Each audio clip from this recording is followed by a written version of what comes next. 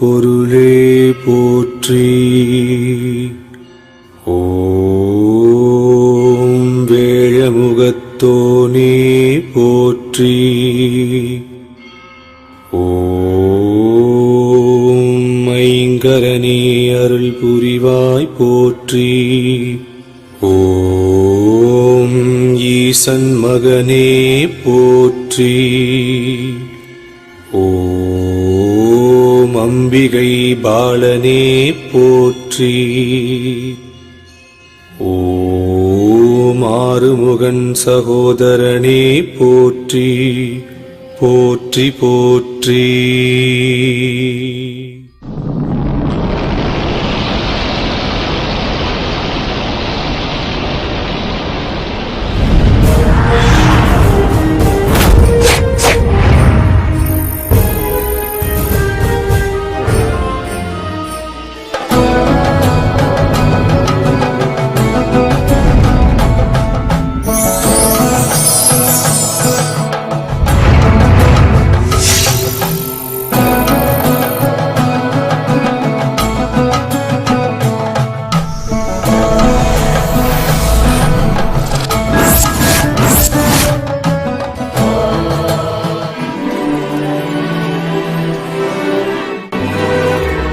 పరశురామ క్షేత్రం ఈనాటి కేరళ రాష్ట్రంలో అందమైన ప్రాంతంగా ఉండేది పందళ రాజ్యం.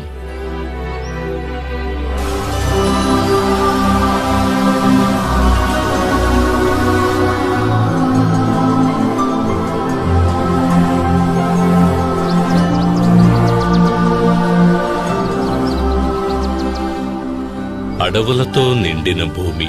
ఆనాడు గాలిలో పువ్వుల సువాసనతో పాటు సంగీతం కూడా కలిసి ఉండేది.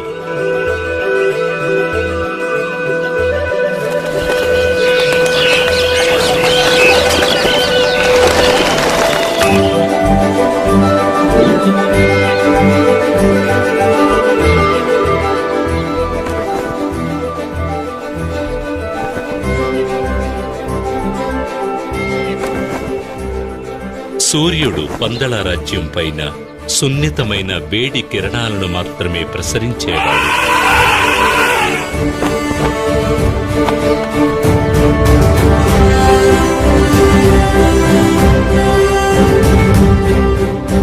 రాజశేఖర మహారాజు పరిపాలనలో పందళ రాజ్యం సుభిక్షంగా విరాజిల్లింది. అయినా ఆ రాజ్యాన్ని ఏలే మహారాజుకి, సుఖ సంతోషాలకు లోటులేని ఆ రారాజుకి ఒక వేదన ఉండేది. అవును, అదే పుత్రులు లేరనే బాధ.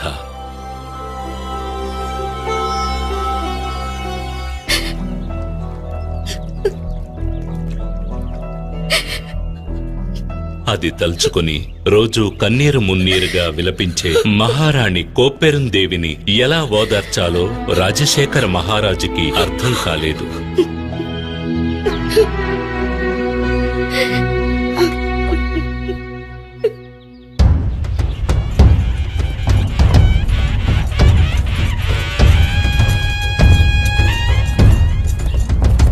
ఒకరోజు రాజశేఖరుడు నగర సంచారం చేస్తుండగా, ఇదిగో మన మహారాజు ఎంత అద్భుతంగా మన రాజ్యాన్ని, ప్రజల్ని పరిపాలిస్తున్నారు. ఇటువంటి మహారాజు లభించడం మన పూర్వజన్మ సుకృతం అనాలి. నిజమే, కానీ ఎన్ని ఉన్నా ఏం ప్రయోజనం? మహారాజుకి పుత్రభాగ్యం లేదే. మన మహారాజు తర్వాత ఈ రాజ్యాన్ని పాలించడానికి ఒక వారసుడు లేకుండా పోయాడే. ఇది విని మహారాజు కుమిలిపోయాడు. చివరికి భగవంతుని ప్రార్థించడం తప్ప ఆయనకు మరో మార్గం గోచరించలేదు.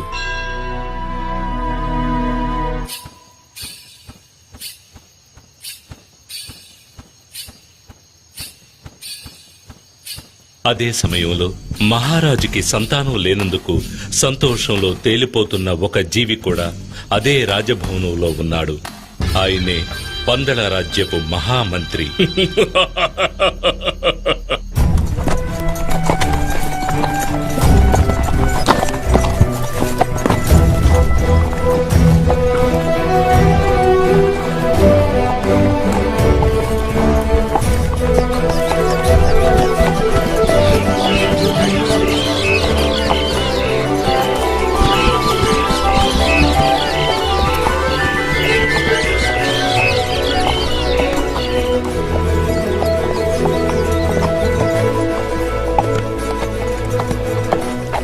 ఒకనాడు రాజశేఖర మహారాజు తన మంత్రులు పరివారంతో సహా వేటకు బయలుదేరాడు. ఆ రోజు ఎన్నడూ లేని విధంగా మనసు ప్రశాంతంగా ఉండడాన్ని, హృదయం సంతోషంతో నిండి ఉండడాన్ని గ్రహించాడు. మహామంత్రి, "హ్మ్, నేటి ఉదయం నుండి నా చుట్టూ అన్ని శుభశకునాలే కనిపిస్తున్నాయి. నా జీవితంలో ఏదో మంచి జరగబోతున్నట్లు, హృదయంలోని శోకం మొత్తం తొలగిపోనున్నట్లుగా అనిపిస్తుంది.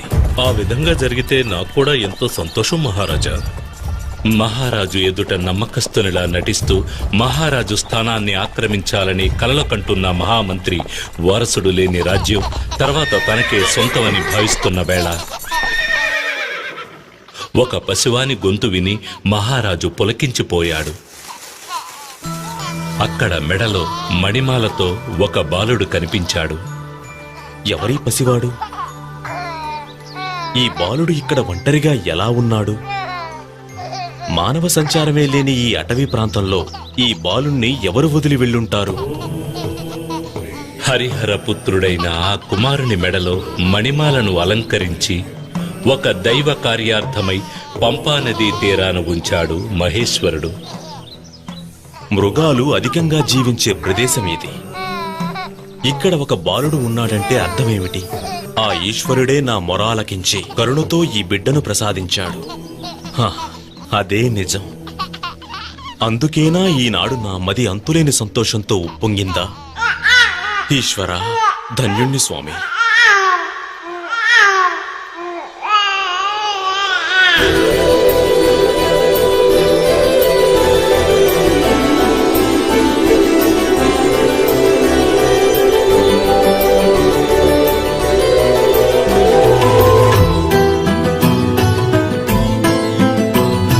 కలి నుంచి కాపాడే అయ్యప్ప అవతారం, కలి నుంచి కాపాడే అయ్యప్ప అవతారం, వెలసెను పంపా నది తీరం.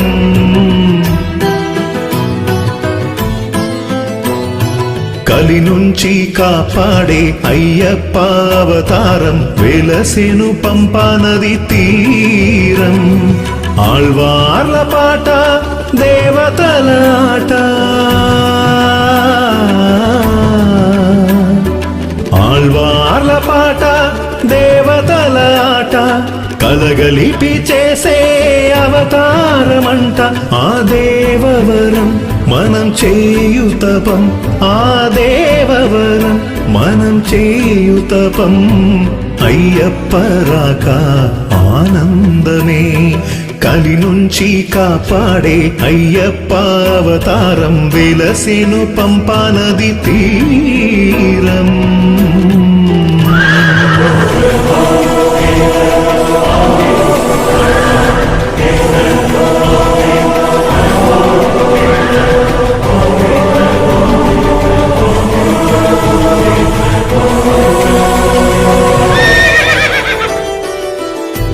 హరిహర సుతుని రాకతో విరిసెను వామనే, తన కృప మహిమతోనే సాగు ఈ లోకమే. కలియుగ దైవ దర్శనం పొందిన చాలురా, తొలగును వెతలు అన్నీ జీవితం ధన్యము. ప్రభవించు అయ్యప్ప తేజోవదనం, ఈ జన్మకి మరు జన్మకి దారే చూపు. ప్రభవించు అయ్యప్ప తేజోవదనం, ఈ జన్మకి మరు జన్మకి దారే చూపు. శరణాగతి కోరావంటే కరుణాకరుడే కరుణించులే, అయ్యప్ప రాక ఆనందమే. ఈ రాజ్య ప్రజలకు ఒక శుభవార్త. తమకు వరప్రసాదంగా లభించిన బాలునికి ఎంతో ఘనంగా నామకరణ మహోత్సవం జరిపించాడు మహారాజు.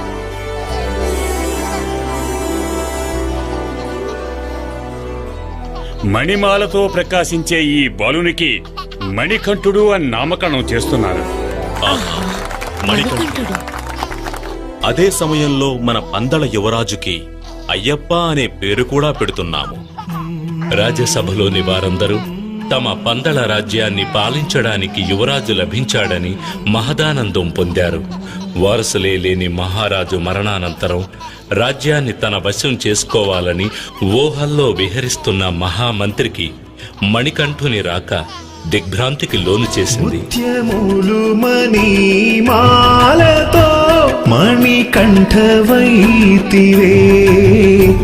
ఆవేదము నీవనుచు వల్లించు లోకములే తన పసి నగవుల ముందరా వేణువే ఓడదా పున్నమి మోముగాంచి పరవశించి పాడమా పసిడైన ఏవైనా తన ముందెంత సాటేది లేదయ్య ఆ స్వామికి పసిడైన ఏవైనా తన ముందెంత సాటేది లేదయ్య ఆ స్వామికి విరిపాదమే మనం తాకగా పోయేనులే ఆ సోగమే అయ్యప్ప రాక ఆనందమే కలి నుంచి కాపాడే అయ్యప్ప అవతారం వెలసెను పంపనది తీరం.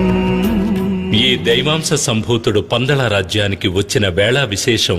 అంతవరకు సంతానం లేని మహారాణి కోప్పెరందేవి ఒక మగబిడ్డకు జన్మనిచ్చింది.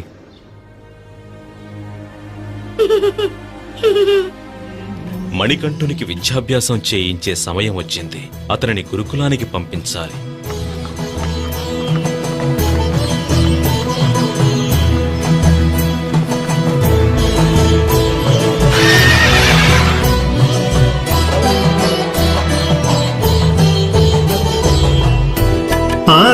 అధర్మమురేగ పుడమిలో వేలయును దైవమే అభయమే ఒసగి మనకు మార్గమే చూపులే తనను శరణు వేడితే తీర్చును వ్యధలనే చరణమంటి నిలిచిన రక్షణే ఒసగులే కన్నులలో కదలాటే కరుణామయుడు కన్నీటి సముద్రాన్నే దాటిస్తాడు కన్నులలో కదలాటే కరుణామయుడు కన్నీటి సముద్రాన్నే దాటిస్తాడు మనసారగా ఆ స్వామిని ప్రతిరోజు మనం కొలిచేములే అయ్యప్ప రాక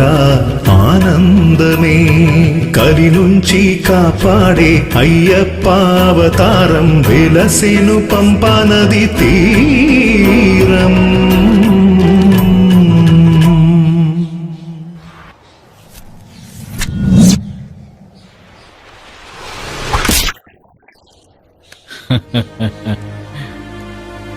ఈ మణికంఠుడు ఒక సామాన్య బాలకుడు కానే కాడు. ఇతడు ఒక అవతార పురుషుడే అయ్యుండాలి. ఇతనికి గురువుగా ఉండి విద్యను నేర్పించటం నా పూర్వజన్మ సుకృతం. మణికంఠుడు గురుకులంలో ఉత్తమ విద్యార్థిగా పేరుగాంచాడు. విద్య, ప్రశ్నించడం, జ్ఞానం ఇంకా ఇతర కళలను అతి త్వరగా నేర్చుకున్నాడు.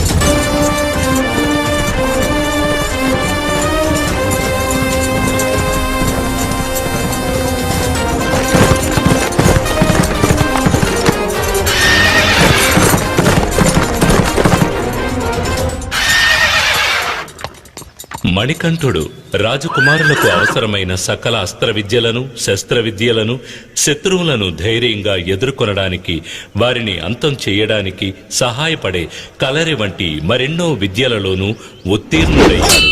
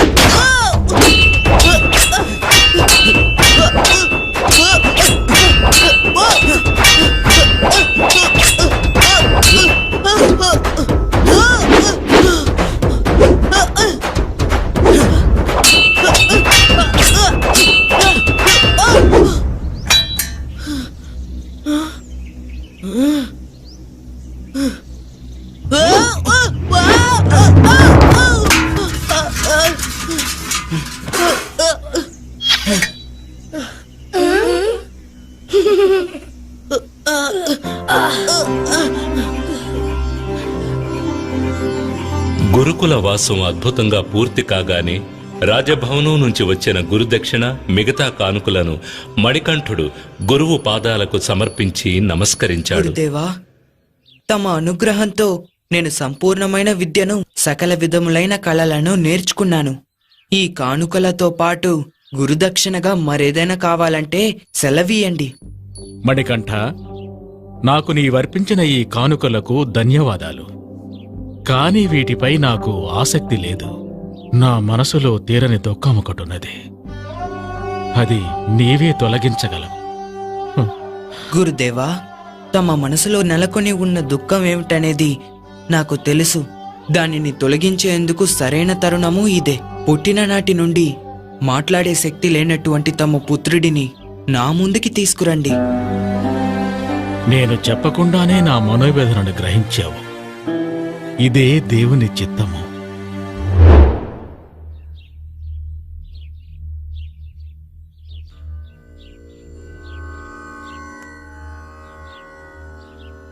ఓం నమః శివాయ.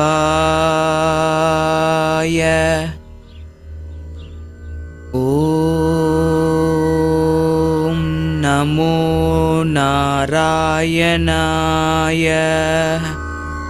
ఏది చెప్పు చూద్దాం. ఓం నమః శివాయ. అంతే, చెప్పు. ఓం నమో నారాయణాయ.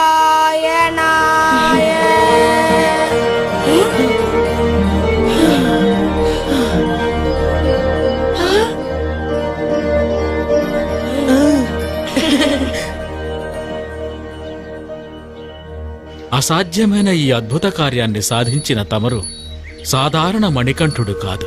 తమరు ఎవరు? తమరు ఎవరు స్వామి? తమ సందేహం సరైనదే గురుదేవా. ఒక అసుర సంహారం గావించి దుష్టులను శిక్షించి ఈ కలియుగాన్ని రక్షించేందుకు నేను అవతరించాను.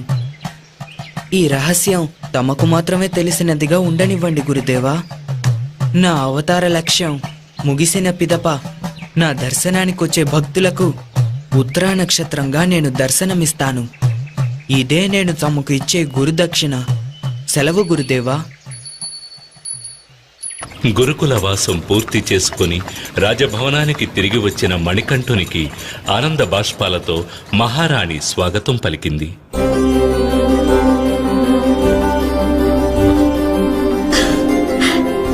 అన్నయ్య, తమ్ముడు.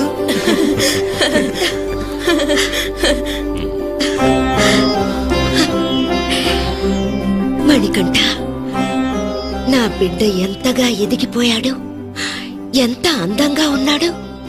తెలివిలో మాత్రం తక్కువ ఏంటి? నా బిడ్డకి నా దృష్టే తగిలేలా ఉంది. ఆ విధంగానే జరిగింది. ఆ తల్లి బిడ్డల అనుబంధం పైన విధి దృష్టి పడింది. కారణం, కోప్పెరుందేవి గర్భాన జన్మించిన కుమారుడు రాజరాజు. అమ్మా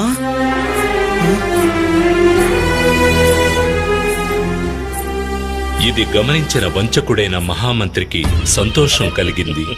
కారణం, దుష్టుడైన మహామంత్రి దైవాంశ సంభూతుడైన అయ్యప్పను సమీపించినప్పుడల్లా ఏదో తెలియని భయానికి గురయ్యేవాడు.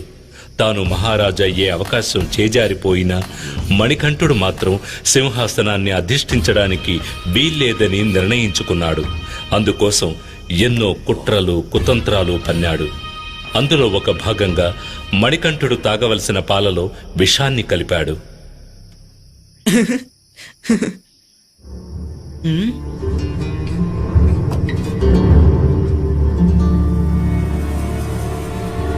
ఆ విషం కలిసిన పాలు తాగిన మణికంఠుడు స్పృహ కోల్పోయాడు.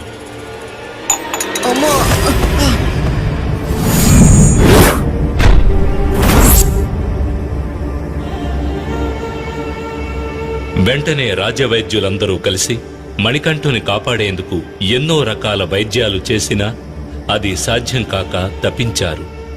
ఆ సమయంలో పరమేశ్వరుడు వైద్యుని రూపంలో అంతఃపురానికి వచ్చాడు.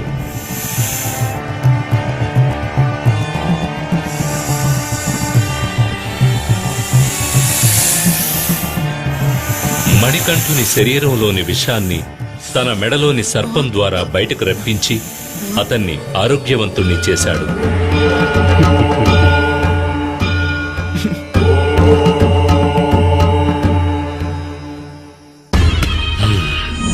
ఈ పథకం కూడా విఫలమైపోయింది. మరో పథకం ఆలోచించాలి.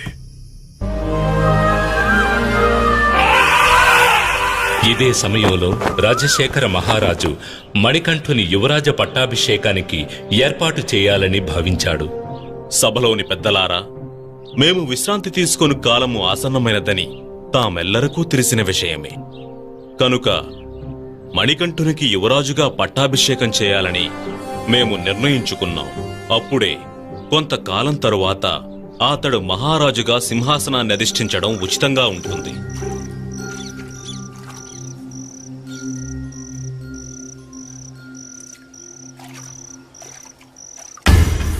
ఇదే తగిన తరుణమని భావించిన మహామంత్రి మహారాణిని ఒంటరిగా కలుసుకునే పథకం వేశాడు. హై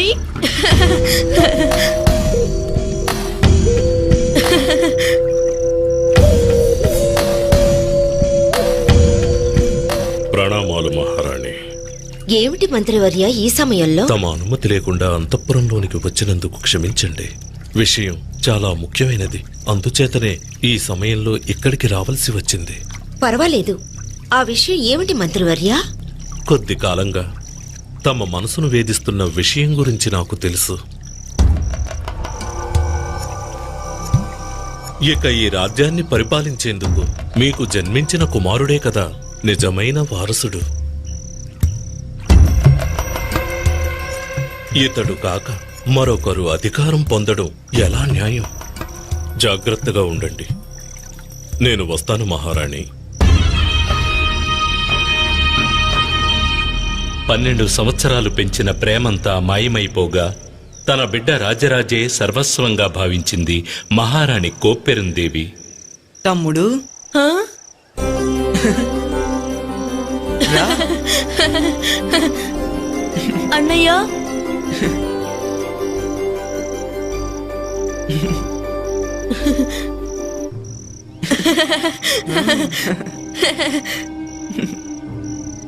అయ్యప్ప మహారాజైతే ప్రజలు నా గురించి ఏమనుకుంటారు?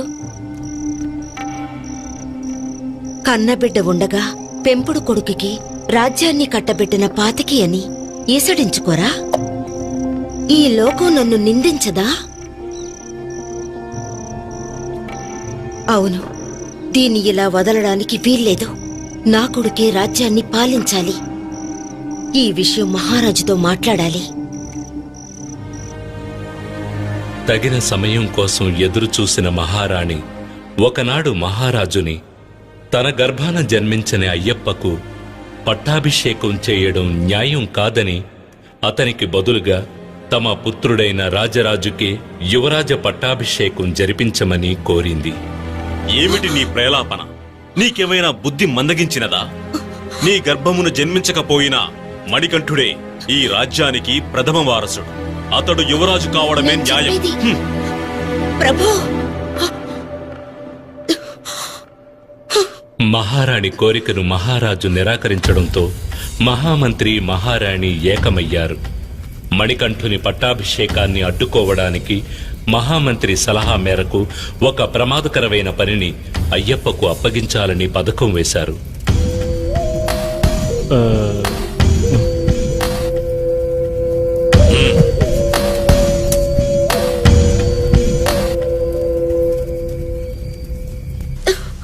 పథకం ప్రకారం కోప్పెరందేవి విపరీతంగా తలనొప్పి వచ్చినట్టు నటించింది. అమ్మా, నొప్పి భరించలేకున్నాను ప్రభు, నొప్పి భరించలేకున్నాను, తట్టుకోలేకపోతున్నాను. మహారాజా, మహారాణి వారికి ఏర్పడిన ఈ తలనొప్పి ఎంతో భయంకరమైనది.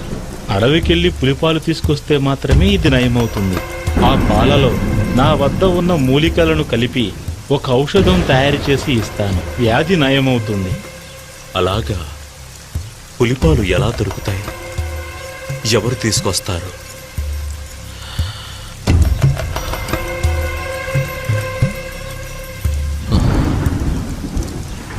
తండ్రి, తల్లిగారి తలనొప్పి పోయేందుకు నేనే అడవికి వెళ్ళి పులిపాలు తీసుకొస్తాను. ఆ, తండ్రి, ఆలోచించకండి. అడవికి వెళ్లేందుకు నాకు అనుమతినివ్వండి.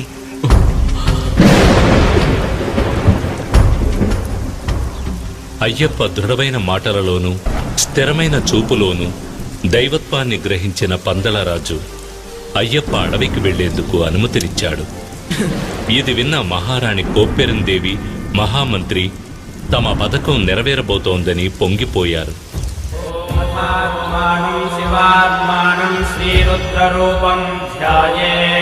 శివభక్తుడైన రాజశేఖర మహారాజు అయ్యప్ప బయలుదేరడానికి ముందు ఈశ్వరుని పూజించి 3 కళ్ళ కొబ్బరికాయను దైవప్రసాదంగా అయ్యప్ప తీసుకువెళ్లేందుకు ఇచ్చాడు. దానితో పాటు కొన్ని ఆహార పదార్థాలు పెట్టి దాన్ని ఇరుముడిగా అయ్యప్పకు ఇచ్చి పంపించాడు.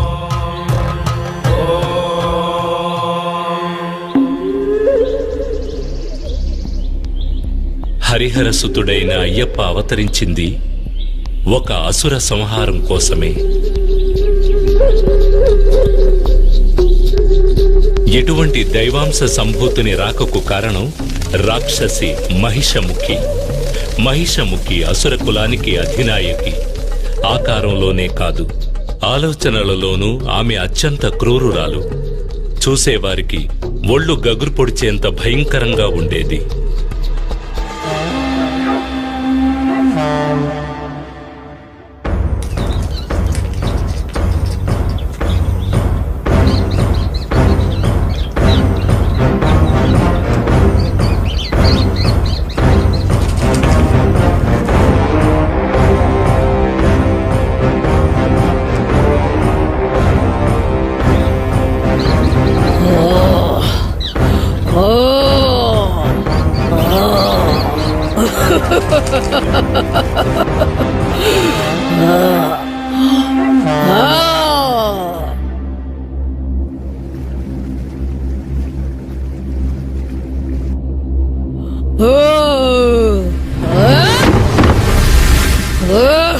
అంతటి క్రూరురాలైన మహిషముఖి ఒకప్పుడు భయంతో వణికిపోయిందంటే మనం నమ్మగలమా?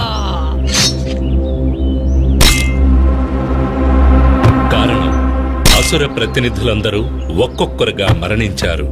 ఆ విధంగా మరణించిన వారిలో ముఖ్యుడు మహిషి సోదరుడైన మహిషాసురుడు. అందుచేత పగ తీర్చుకోవడానికి తన బలాన్ని పెంచుకోవాలని నిర్ణయించుకుంది. తన సోదరుని పరిస్థితి తనకు రాకుండా ఉండడం కోసం బ్రహ్మదేవుని ప్రార్థించి కఠిన తపస్సు చేసింది. అందుకొరకు చుట్టూ అగ్ని రగిల్చి ఆ అగ్ని జ్వాలల మధ్య నిలిచి తపస్సు చేసింది. ఆమె నిశ్చయం స్థిరమైంది. మరణం లేని దేవతల వలె అసురులు కూడా కలకాలం జీవించాలి, ఆ తరువాత దేవతల అంతం చూసి ఆనందించాలని కోరుకుంది మహిషముఖి. ఆమె కోరుకున్నట్టే జరిగింది. ఆమె కఠోర తపస్సు వల్ల ఏర్పడిన వేడి బ్రహ్మలోకం వరకు చేరగా బ్రహ్మ మహిషముఖికి సాక్షాత్కరించాడు.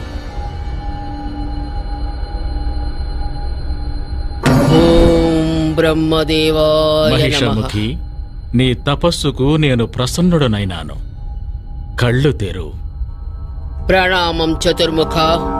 నా కోరికను మన్నించి నాకు సాక్షాత్కరించినందుకు ధన్యవాదములు. మంచిది మహిషముఖి, నీకు ఏం వరం కావాలో కోరుకో.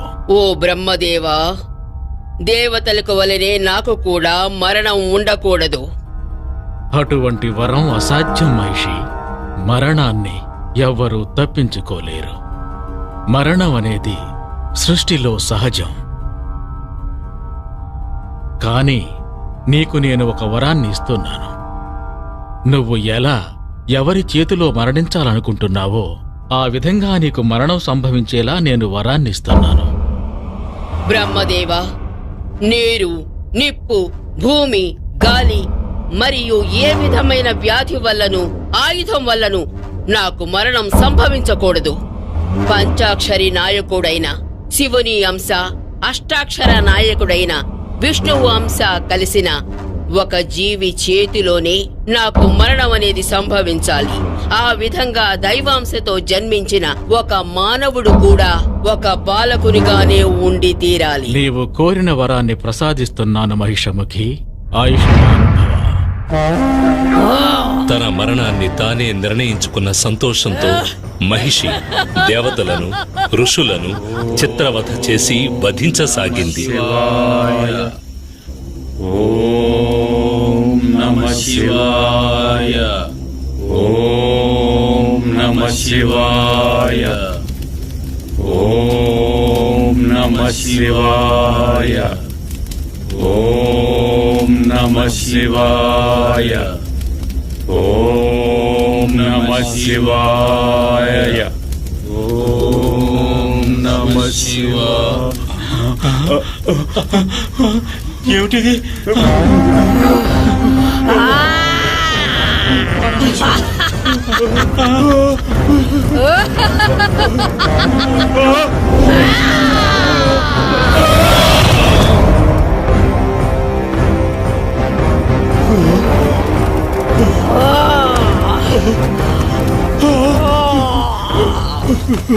పరమేశ్వర!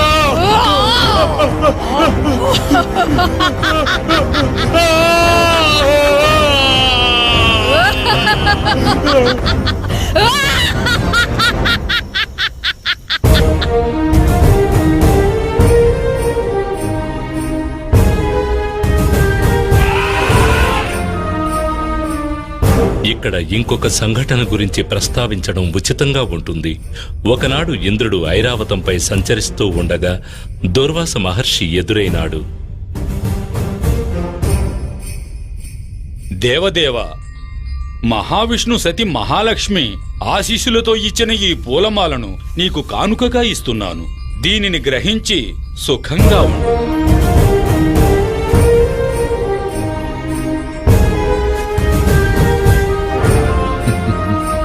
ఇంద్రుడు ఎంతో నిర్లక్ష్యంగా ఏనుగుపైన కూర్చుని ఆ పూలమాలను ఐరావతం యొక్క మస్తకంపైకి విసిరాడు. ఐరావతం అతన్ని మించిన అహంకారి. తన తొండముతో ఆ పూలమాలను నేలపైకి విసరడంతో ఆగకుండా తన కాలితో దాన్ని తొక్కి చిన్నాభిన్నం చేసింది. ఎంత పని చేశావు దేవేంద్ర! ఇక నీతో పాటు నీ దేవతలందరూ మానవుల వలె ముసలితనాన్ని పొంది అవస్థపడుదురుగాక.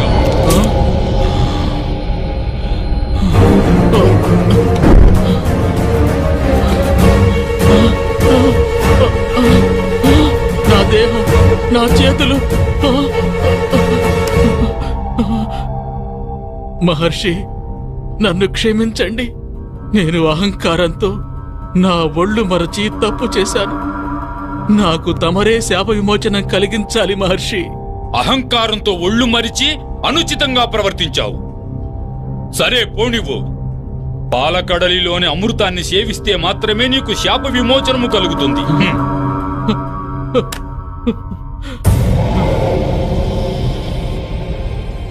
ఈ సమయంలో మహిషముఖి దేవతలతో యుద్ధం చేసి ఇంద్రలోకాన్ని కైవసం చేసుకుంది.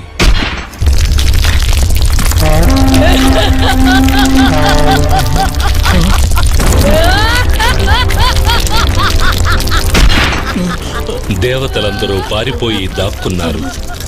అది మాత్రమే కాక దుర్వాస మహాముని శాపం వల్ల మానవుల వలె ముసలితనంతో అవస్థపడుతున్న దేవతలందరూ శాప విమోచనం కొరకు కైలాసం వెళ్లాలని నిర్ణయించుకున్నారు.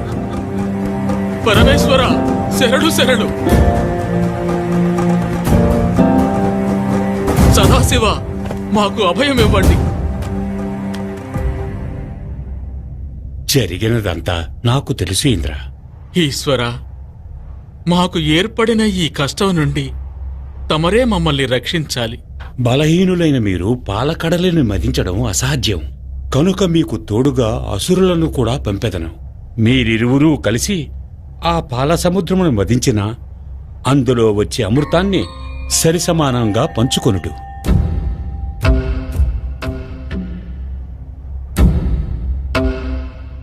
నా ఆజ్ఞానుసారం మీరు కూడా దేవతలతో కలిసి పాలకడలని మదించండి.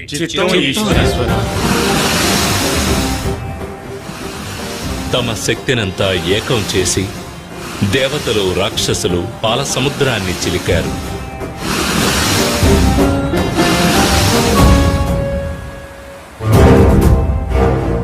అప్పుడు లభించిన అమృతాన్ని రాక్షసులు తీసుకుని వెళ్లిపోయారు.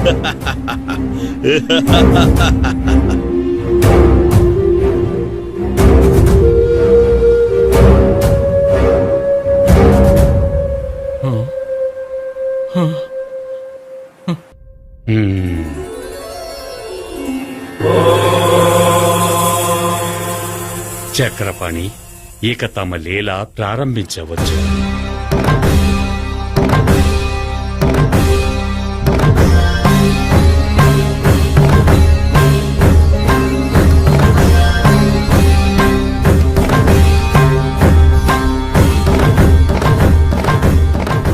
అసురుల బలహీనతను గ్రహించిన మహావిష్ణువు అందమైన మోహిని అవతారాన్ని ధరించాడు.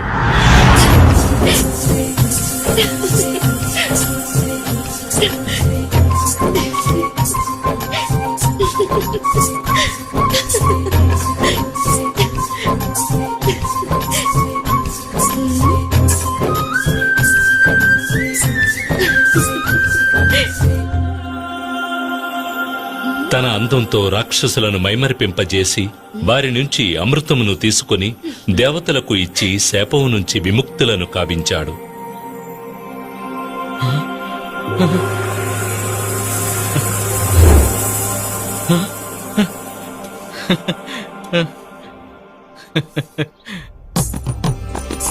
అందమైన మోహిని రాక ఒక కొత్త అవతారానికి నాంది అని గ్రహించిన పరమేశ్వరుడు మోహినిని చూశాడు.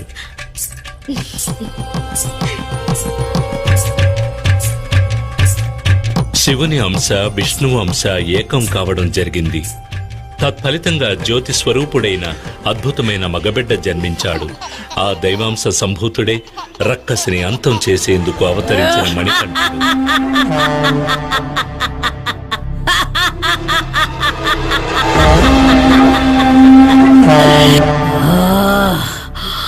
దేవతల కుతంత్రం కారణంగా తమ అసురులకు అమృతం లభించకపోవడం, అది మొత్తం దేవతలకే చేరిందని తెలిసి మహిషముఖి ఆగ్రహం చెందింది. ఆ కోపంతో ఆ రక్కసి అడవిలోని మునులను మరింత వేధించడం ప్రారంభించింది.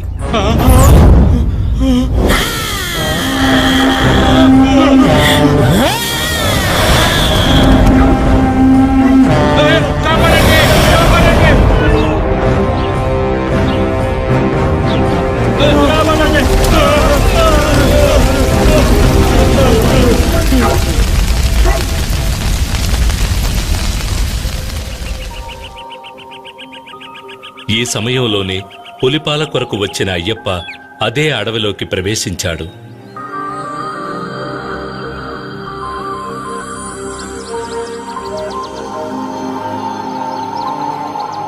వెలుగు జొరబడలేని అడవిలోకి సూర్యుడు ప్రవేశించినట్టుగా ఉంది అయ్యప్ప రాక.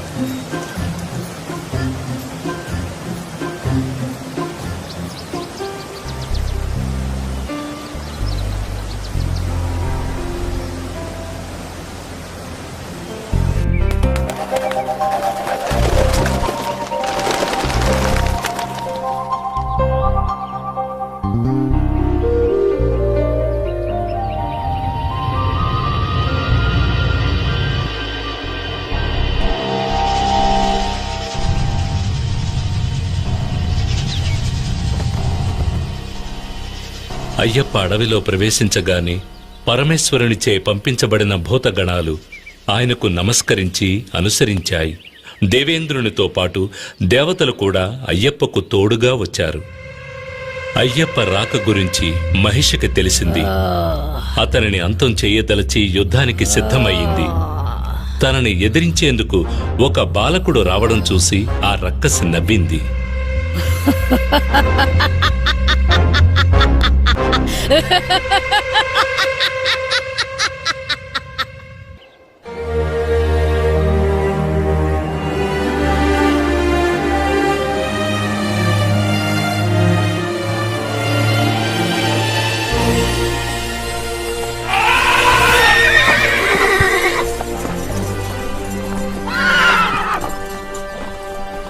అయ్యప్ప రాక గురించి తెలిసిన మునులు ఆయనతో మొరపెట్టుకున్నారు. అయ్యప్ప తన అవతార లక్ష్యం పూర్తి చేసే సమయం వచ్చిందని గ్రహించాడు. మానసికంగా హరిహరులకు నమస్కరించి యుద్ధానికి సిద్ధమయ్యాడు.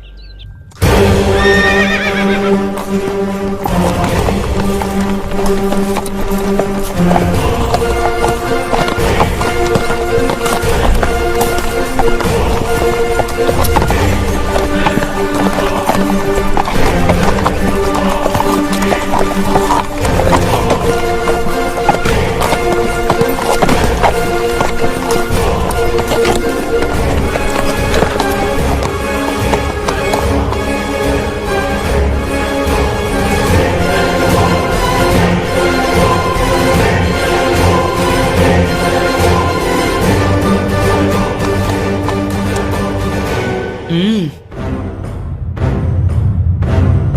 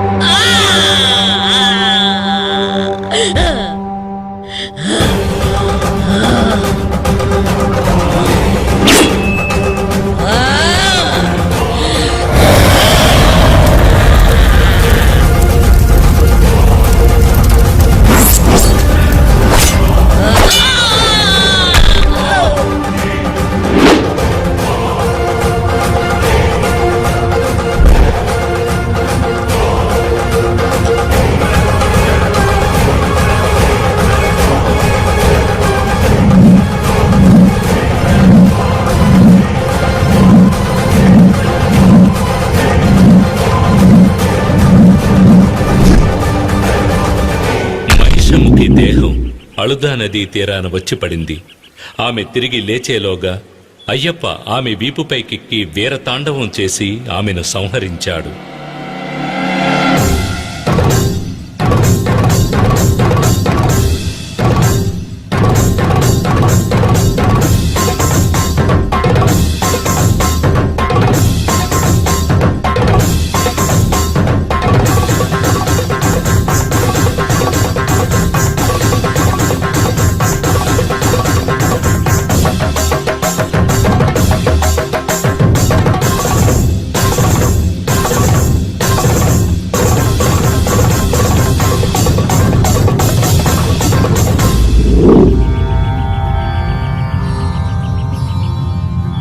అయ్యప్ప చేసిన మహిషముఖి సంహార నర్తనాన్ని చూసేందుకు వచ్చిన ఈశ్వరుడు తన నందిని పక్కనున్న చెట్టుకు కట్టి ఉంచాడు. అందుచేత ఆ స్థలం కాళే కట్టే అని పిలువబడుతున్నది.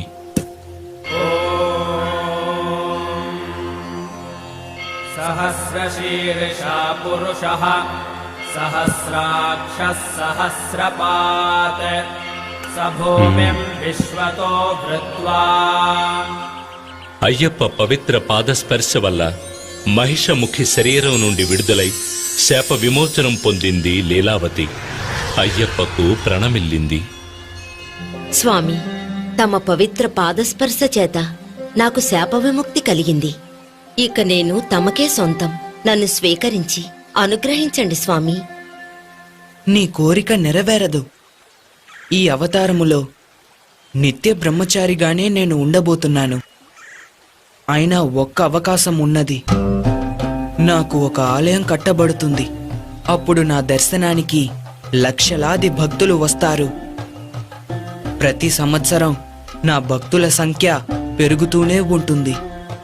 ప్రతి సంవత్సరం కొత్తగా భక్తులు నన్ను మొదటిసారి దర్శించడానికి వస్తారు. ఆ విధంగా ఏ సంవత్సరం అయితే కొత్త భక్తులు ఎవరు రారో అప్పుడు నేను నిన్ను వివాహం ఆడేదను. అంతవరకు ఎదురుచూడు. నా ఆలయానికి సమీపంలో నీకు కూడా ఒక ఆలయం కడతారు. నిన్ను మాళిగైపురత్తమ్మన్ మంజుమాత అని పిలుస్తూ భక్తులు పూజిస్తారు. నా దర్శనానికొచ్చే భక్తులు నీ ఆలయానికి వచ్చి నిన్ను కూడా దర్శించి వెళ్తారు. నాకు సమీపంలోనే ఉన్న నువ్వు ఏ సంవత్సరం కొత్త భక్తులు ఎవరూ నన్ను దర్శించుకోవడానికి రాలేదో తెలుసుకోవచ్చు. అంతవరకు వేచి ఉండు. తమ చిత్తం ఇదే అయితే నా భాగ్యం కూడా ఇదే. తమకు సమీపంలో నాకు ఓ ఆలయం కట్టించి నన్ను కూడా భక్తులు దర్శిస్తారని గౌరవాన్ని కల్పించిన దేవా, మీకు ప్రణామాలు.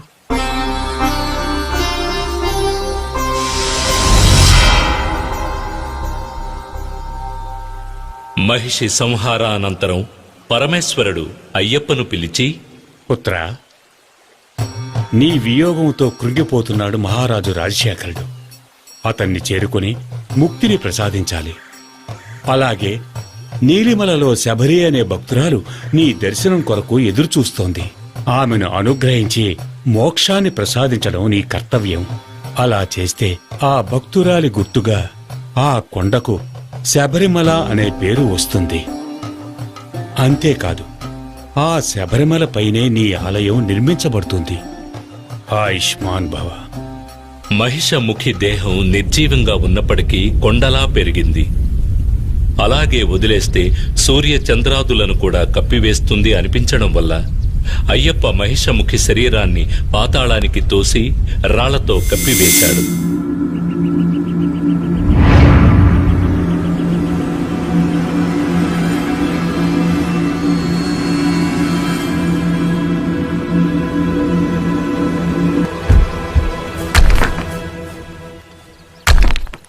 స్వామి ఆజ్ఞానుసారం భూతగణాలు, దేవతలు ఒక రాయి తెచ్చివేసి ఆ రాళ్ల గుట్ట కింద మహిషముఖి దేహాన్ని పూడ్చివేశారు. ఆ విధంగా రాళ్లగుట్ట కింద మహిషముఖి ఖననం చేయబడిన ప్రదేశమే కల్లిడం కుండ్రు అనే పేరుతో పిలువబడుతోంది.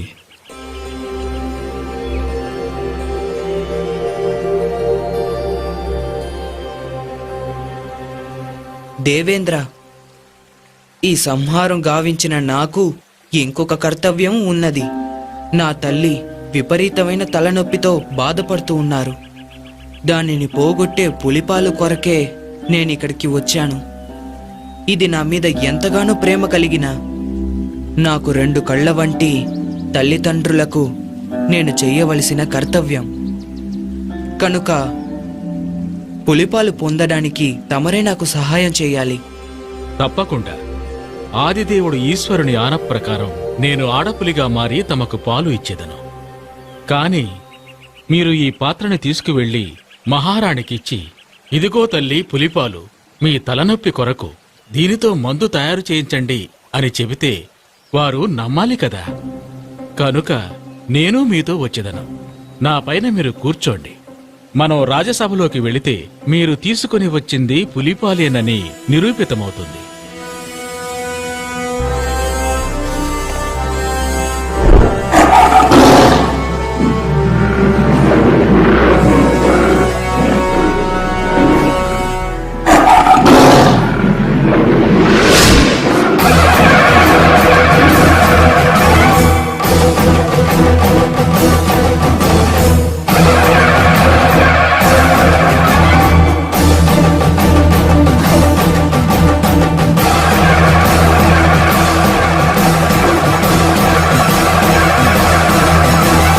మహిషిముఖిని వధించి మణికంఠ స్వామపుడు పులినెక్కి వచ్చేను చూడు.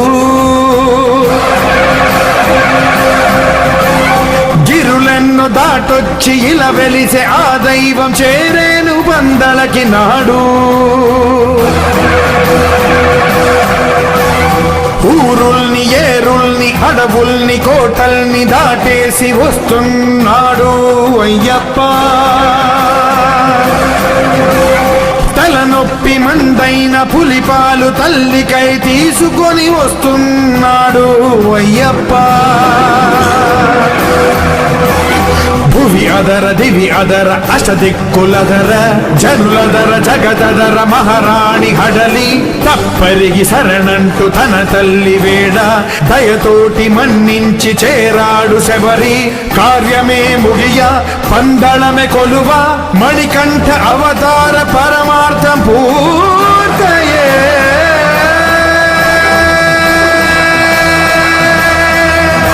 వీరాధివీరుడు పులిని వాహనంగా చేసుకుని మిగిలిన పులులన్నీ వెంటరాగా పందళ రాజ్యాన్ని చేరుకున్నాడు. రాజ్యసభలోని వారందరూ పైకి దూకవలసిన పులులు శాంతంగా నిలిచి ఉన్న విచిత్రమైన సంఘటనను చూసి ఆశ్చర్యచకితులయ్యారు. పులిపాల కొరకు వెళ్లిన అయ్యప్ప తిరిగి రాడని ప్రగాఢ విశ్వాసంతో ఉన్న మహామంత్రి దిగ్భ్రాంతికి లోనయ్యాడు. రాజశేఖర మహారాజు 2 చేతులు జోడించి నమస్కరించాడు. ఆయన కళ్లల్లో ఆనంద బాష్పాలు ఉప్పొంగాయి. తండ్రి, తల్లిగారి తలనొప్పి కొరకు ఇదిగో తీసుకొచ్చాను పులిపాలు. ఈ పాలు సరిపోవని వైద్యులు చెప్పినట్లయితే ఎంత కావాలన్నా తీసుకోవడానికి ఇదిగో ఈ పులులన్నీ నాతో వచ్చాయి. తాము భగవంతుని అవతారమేనని నేను గ్రహించాను. మేము ఏదైనా తప్పు చేసి ఉంటే మమ్మల్ని క్షమించి ఆశీర్వదించండి స్వామి.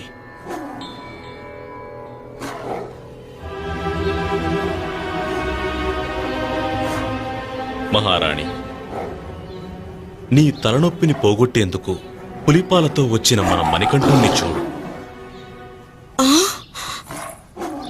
లాలించిన తల్లి ప్రేమకు పాలొసగిన తనయుడా స్వామి.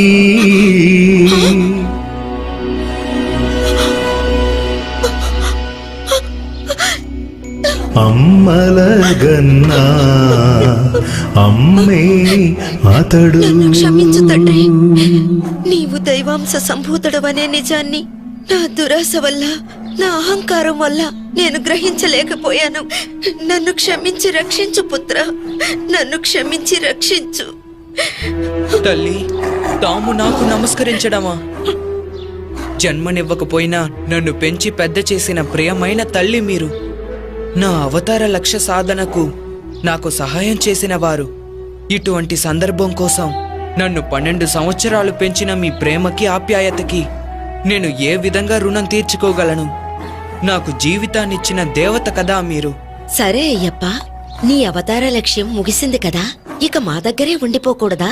లేదమ్మా, ఈ అవతారంలో నేను నెరవేర్చవలసిన కర్తవ్యం ఇంకొకటి కూడా ఉన్నది. అది కలియుగంలో ప్రజల్ని సన్మార్గంలో నడిపించవలసిన ముఖ్య కర్తవ్యం. నాకంటూ ఒక స్థానాన్ని ఏర్పరచుకుని నేనక్కడే ఉండి భక్తులను అనుగ్రహించదల్చాను. తండ్రి, మీ రాజ్యంలోని ఏదో ఒక ప్రాంతంలో కొంత చోటివ్వండి. నేనక్కడే ఉండి ప్రజల కష్టాలు తీరుస్తాను. నాయనా, తమకు ఎంత చోటు కావాలో, ఎక్కడ కావాలో తీసుకోండి.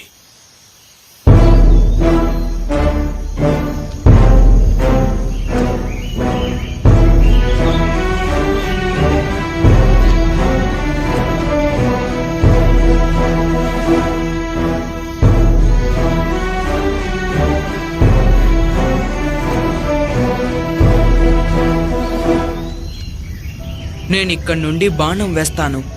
ఆ బాణం ఎక్కడికి వెళ్ళి పడుతుందో ఆ చోటే నాకు కావాలి. అక్కడ నా కోసం ఆలయాన్ని కట్టించండి. అక్కడ ఉండి కలియుగాన్ని నేను పరిరక్షిస్తాను.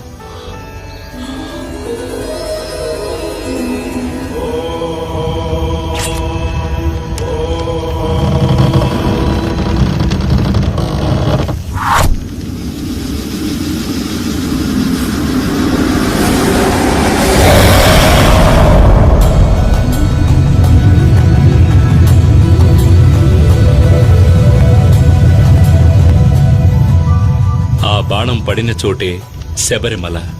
ఈ శబరిమలపైనే ఈనాటికి కలియుగ ప్రత్యక్ష దైవంగా, కరుణామూర్తిగా కొలువున్నాడు శబరిమల అయ్యప్ప.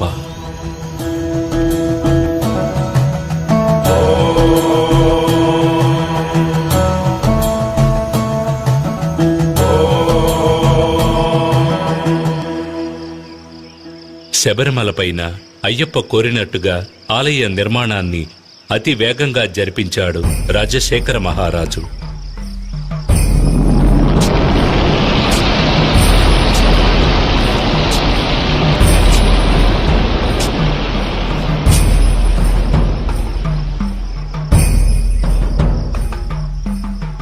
ఆ ఆలయంలో జీవిత తత్వాలను వివరించే విధంగా 18 మెట్లను కూడా ఏర్పరిచాడు. ఈ 18 పవిత్రమైన మెట్లు 18 కొండలకు, 18 మంది దేవతలకు, 18 తత్వాలకు ఆనవాలుగా ఉన్నాయి. 18 కొండలైన ఇంజిపారమల, కాళైకట్టిమల, పుదుచ్చేరిమల, కరిమల, తలైపారామల, దేవరమల, శ్రీపాదమల, మైలాడుమల, మాతంగమల, కాల్కిమల, సిట్రంబలమల, సుందరమల, నాగాంబలమల, గౌండమల, నిలక్కల్మల, నీలిమల, పొన్నాంబలమల, శబరిమల వంటి కొండలను 18 మంది దేవతలైన వినాయకుడు, శివుడు, పార్వతి, కుమారస్వామి, బ్రహ్మ, విష్ణు, రంగనాథుడు, కాళి, యముడు, సూర్యుడు, చంద్రుడు, కుజుడు, బుధుడు, బృహస్పతి, శుక్రుడు, శనీశ్వరుడు, రాహువు, కేతువు అనే దేవతలను 18 తత్వాలైన చూడడం, వినడం, సువాసన, రుచి, స్పర్శ, కామం, దురాశ, క్రోధం, లోభం, మోహం, మదం, మాత్సర్యం, డాంబికం, సాత్వికం, రాజసం, తామసం, విద్య, అవిద్య వంటి గుణాలను తెలియజెప్పే విధంగా స్వామి తత్వాధీనుడై ఉన్నాడని తెలియజెప్పడమే ఈ 18 మెట్ల ఉద్దేశం. ఆలయ నిర్మాణం పూర్తి కాగానే అయ్యప్పకు ఎటువంటి విగ్రహం ఏర్పాటు చేయాలనే సమస్య వచ్చింది. అప్పుడు పరశురాముడే తీసుకువచ్చిన శాస్తా విగ్రహమైన 2 కాళ్లను మడిచి కలిపిన యోగ పట్టముతో వందనము చేసిన రీతిన తత్వమసి అనే చిన్ముద్రతో కూడిన స్వామివారి రూపమే తగినది అనే భగవంతుని ఆనతి శుభదినమున పరశురాముడు ధర్మశాస్త్రాను ప్రతిష్ఠించాడు. నాటి నుంచి ప్రతి సంవత్సరం మకర సంక్రాంతి నాడు అయ్యప్ప తన భక్తులకు దర్శనమిచ్చి పరిపాలిస్తున్నాడు. తద్వారా తన గురువుకిచ్చిన మాటని నిలబెట్టుకున్నాడు. తనని శరణు కోరిన వారికి సద్గతి లభిస్తుందని తెలియజేసే విధంగా కుడి చేతిని కుడి మోకాలపైన ఉంచి అభయహస్తంతో అనుగ్రహిస్తున్నాడు అయ్యప్ప. అంటే తనే శరీరం అన్నవారికి అభయమిచ్చే అద్భుత రూపమిది. తప్పిను ఒక అలవాటుగా అభ్యాసంగా చేయాలి. బ్రహ్మచర్యాన్ని తప్పక పాటించాలి. ఈ అభ్యాసంతో మనసు పరిపక్వత చెందుతుంది. దీక్షలో ఉన్న భక్తులు ఉదయం సాయంత్రం పోతానే పోతా చెడు తలపు తుంచేసి అయ్యప్పకి నైపోసి వరం కోరి దయ కోరి పోతానే పోతా గురుస్వామి మెడలో వేసిన మణికటమాలే తుళ్ళుతూ ఆడి ఆ కలిని ఇంజిప్పారేనో దాటే వెళ్తా కుడుంబారై కోటకి వెళ్తా నెయ్యి చేర్చగా వెళ్తా. ఓ స్వామి కన్నే స్వామి ఎక్కడి దాకా శబరిమలకి రా స్వామి కన్నే స్వామి ఎప్పుడు వెళ్తావు ఇప్పుడే స్వామి.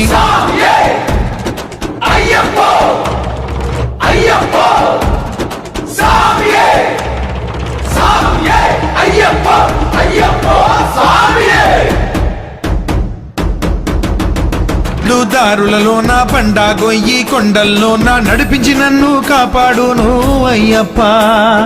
మసక చీకటి వేళల్లోనూ కటిక చీకటి అడవుల్లోనూ చెయ్యి చాచి కాపాడును అయ్యప్ప. తప్పులు గాని లోపం గాని తెలియక నేను చేసిన గాని పెద్ద మనసుతో కాచును నన్ను అయ్యప్ప.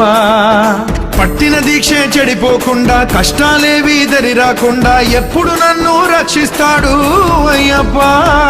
హరిహర సుతుని కన్నులగాంచి జన్మ సార్థకత పొందెద నేను శబరినాథుని పదముల వాలి సద్గురునాథుని దయనొందుతా. పొన్నంబల వాసుని గుంది కన్న తల్లికి ఉండే మనసు చూసొస్తాను కొండ ఎక్కొస్తాను. ఓ స్వామి కన్నే స్వామి ఎక్కడి దాకా శబరిమలకి రా స్వామి కన్నే స్వామి ఎప్పుడు వెళ్తావు ఇప్పుడే స్వామి.